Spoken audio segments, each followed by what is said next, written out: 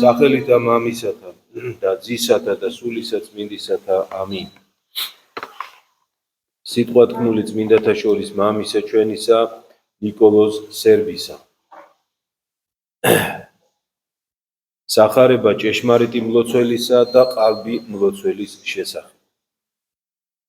ერთი კაცი ტყეში წავიდა ფიცრებისთვის ხის შესარჩევად.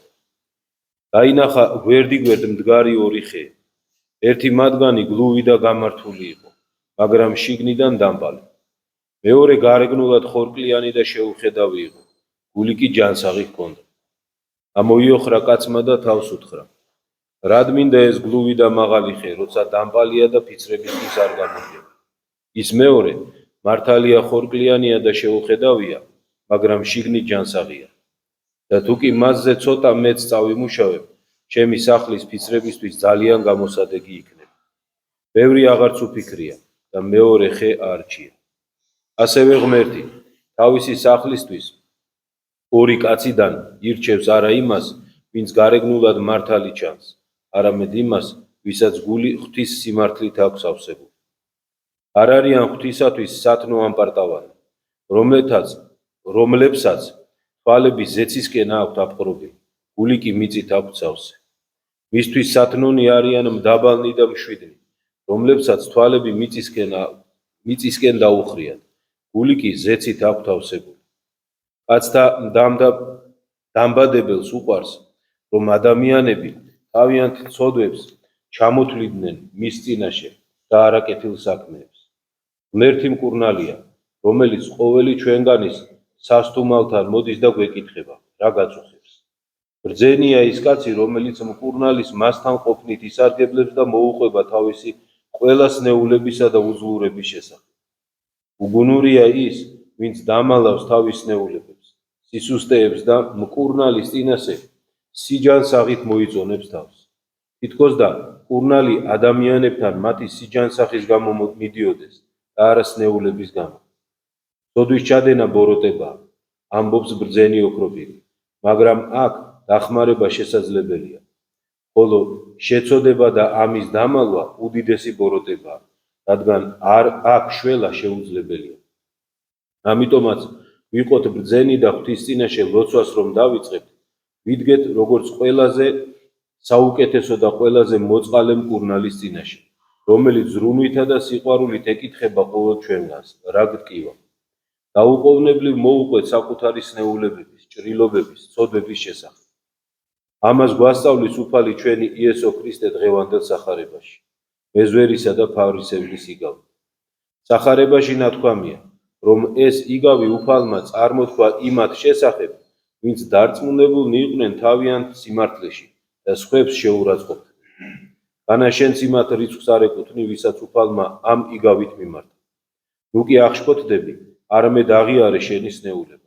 შეგრცხვეს მისი და მიიღე წამალი, რომელსაც ყველაზე საუკეთესო და ყველაზე მოწყალი მკურნალი გთავაზობს. ერთ საავადმყოფოში მრავალი სნეულია. ერთნი სიცხიანები იყვნენ და მოუთმენლად ელოდნენ ექიმის მოსვლას. სხვები სეირნობდნენ, თავს ჯანმრთელებად თვლიდნენ და ექიმის დანახვა არ სურდათ. ერთ დილას ექიმი მოვიდა პაციენტების სანახავად. მასთან ერთად იყო მისი მეგობარი, რომელსაც სნეულთათვის გადასაცემი დაჰქონდა. ამ მეგობარმა დაინახა სიცხიანი ავადმყოფები და შეებრალა. არსებობს მათთვის წამალი, კითხა ექიმს. ექიმმა ყურში ჩასჩურჩულა. მათთვის, ვინც სიცხიანი წევს, წამალი არსებობს. ხოლო მოსეირნეებისთვის წამალი არ არის. ისინი განუკურნებელი სნეულებებით არიან დაავადებული. შიგნიდან თლად გამომპალნი არიან. ექიმის მეგობარს ძალიან გაუკვირდა ორი რამ: კაცთა სნეულებების საიდუმლო და ის, რომ კაცის თვალი სანდო არ ყოფილა. ახლა კი წარმოიდგინე, ჩვენც ამ მსოფლიო საავადმყოფოში ვიმყოფებით სამკურნალოდ. სნეულება ყველას ერთი გვჭირს, მისი სახელია სიცრუე. ეს სიტყვა ყველა ვნებას მოიცავს, ყველა მანკიერებას, ყველა ცოდვას, მოკლედ, ჩვენი სულის, გულისა და გონების ყველა სისუსტეს და მთელ დაუძლურებას. ზოგი ავადმყოფი ახლახან დასნეულდა, ზოგი სნეულება გამძაფრებულია, ზოგი კი გამოჯანმრთელების გზას ადგას.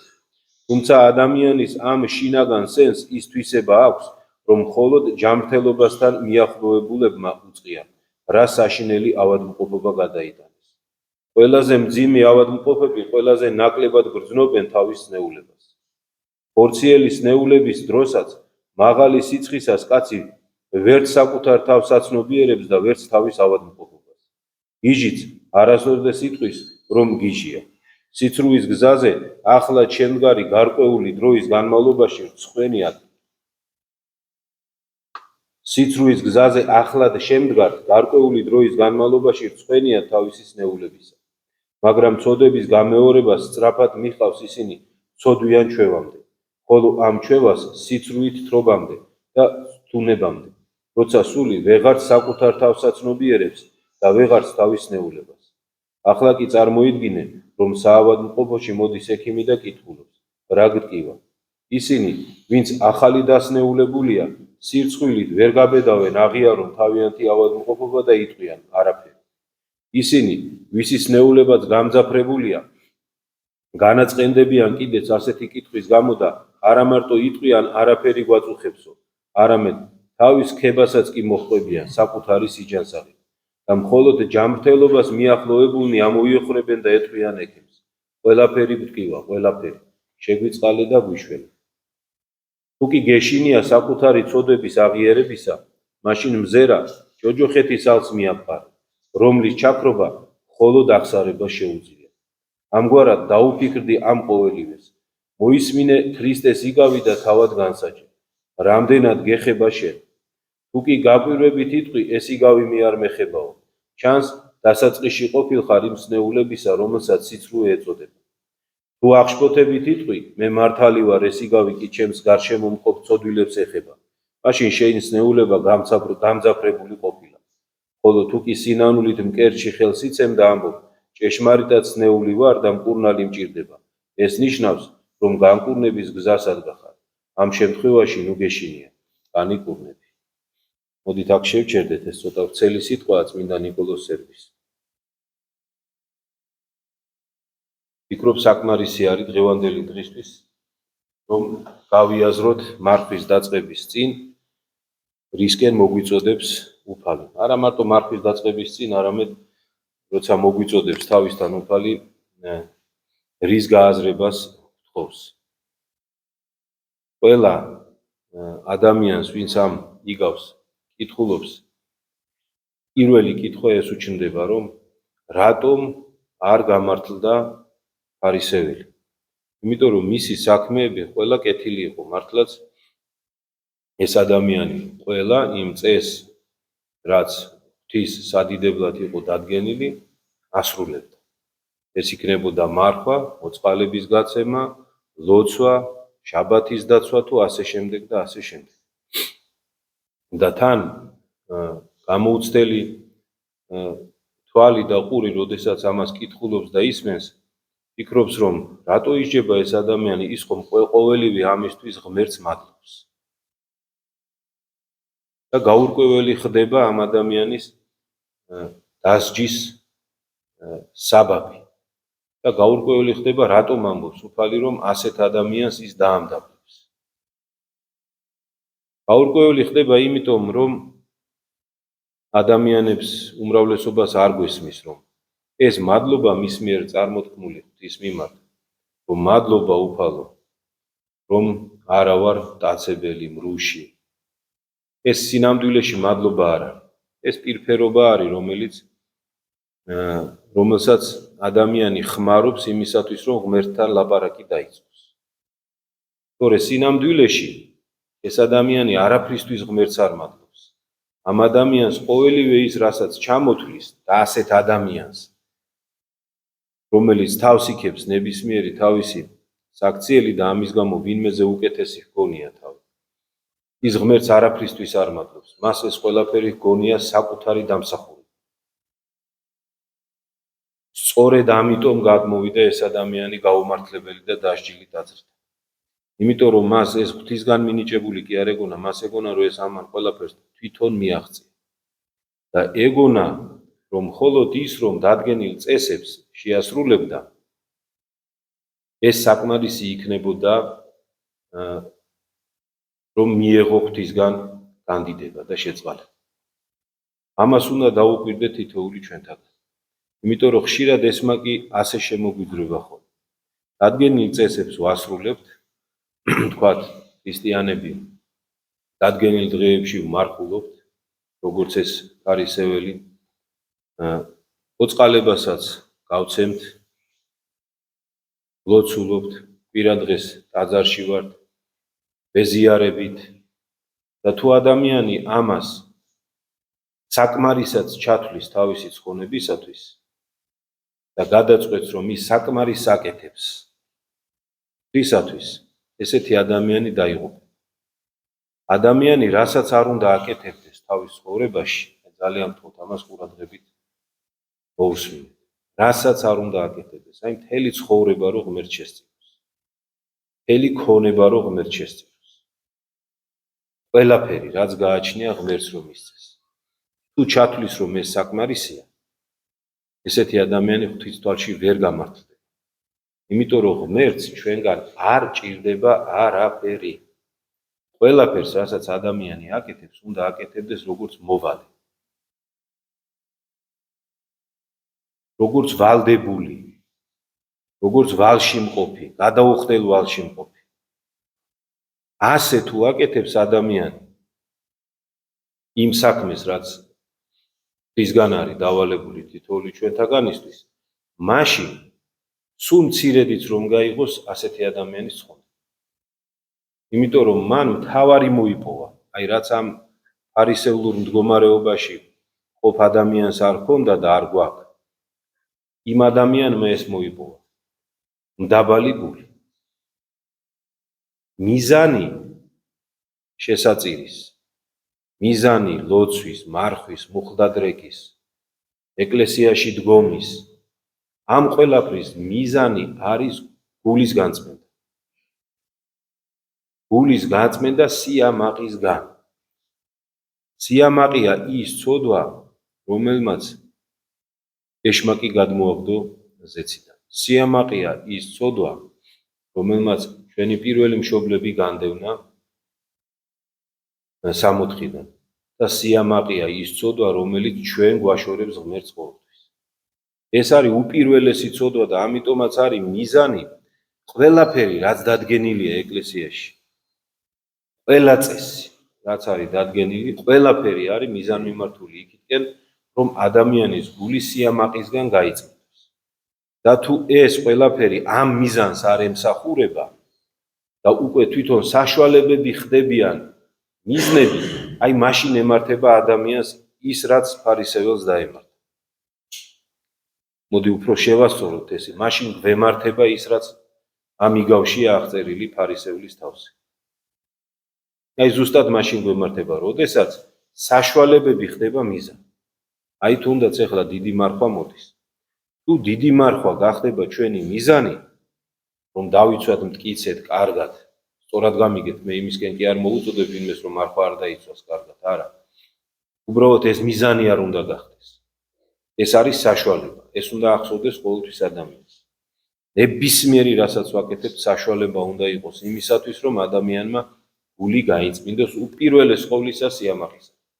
იმიტომ რომ თუ ადამიანი ამას შეძლებს და სულს, გულს სიამაყისგან განწმენს, ასეთი ადამიანი, როგორც წმინდა ნიკოლოს აღწერილია, როდესაც დაინახავს მკურნალს, იმ წუთა შეღაღადებს მას. არ მოერიდება არაფრის, არც იმის მოერიდება, რომ თავის ნაკლუდევანებები თქვას. იმ წუთას ყველაფერს შეღაღადებს და ეტყვის ღმერთო მიშველი.